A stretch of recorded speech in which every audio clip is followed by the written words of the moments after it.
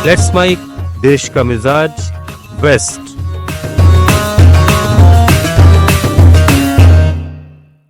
Let's mic देश का मिजाज और खबरें पश्चिम भारत से।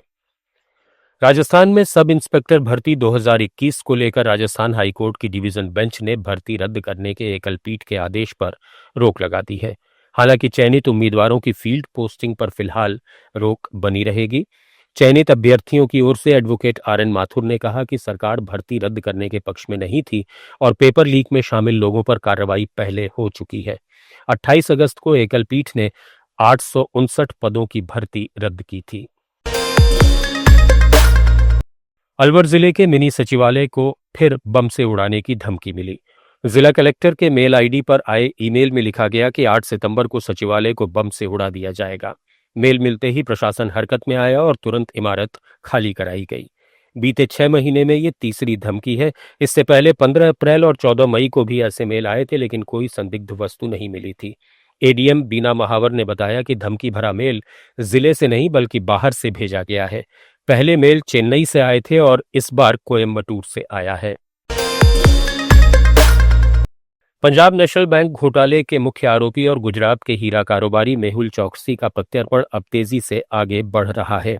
चौकसी की गिरफ्तारी बेल्जियम के एंटवर्प में हुई थी और अब भारत उन्हें लाने की तैयारी में है।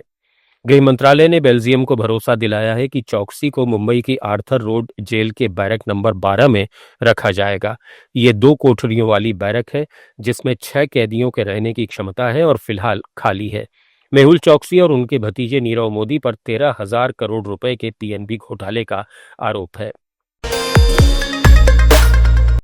Telecom regulatory authority of India ने साफ किया है कि महाराष्ट्र में वोटर फ्रॉड के आरोपों से जुड़े बल्क एसएमएस के कंटेंट को मंजूरी देने में उसकी कोई भूमिका नहीं है।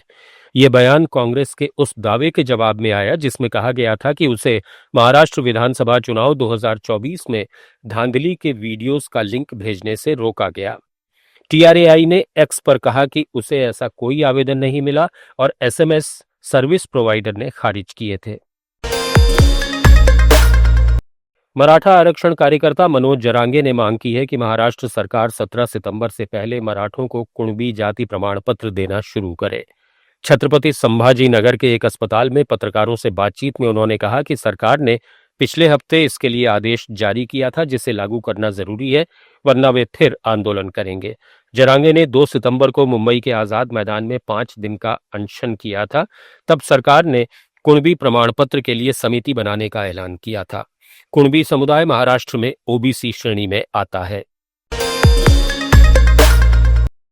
गुजरात में आप पार्टी विधायक और आदिवासी नेता चैतर वसावा वडोदरा सेंट्रल जेल से सीधे विधानसभा पहुंचे। उन्हें मानसून सत्र में भाग लेने के लिए 3 दिन की पैरोल मिली है, जिसमें मीडिया से बात नहीं करने, रैलियां नहीं करने और नर्मदा जिले में प्रवेश नहीं करने की शर्तें हैं। उन पर तालुका पंचायत कर्मचारी पर कथित हमला करने का आरोप है। उनकी जमानत याचिका पर राजपीपला कोर्ट में सुनवाई जारी है। गुजरात के बनासकांठा जिले में पुलिस ने डीसा के महादेविया गांव में नकली नोटों की फैक्ट्री पकड़ी। यहां छापेमारी में 40 लाख रुपए से ज्यादा के नकली नोट और बनाने के उपकरण जब्त किए गए।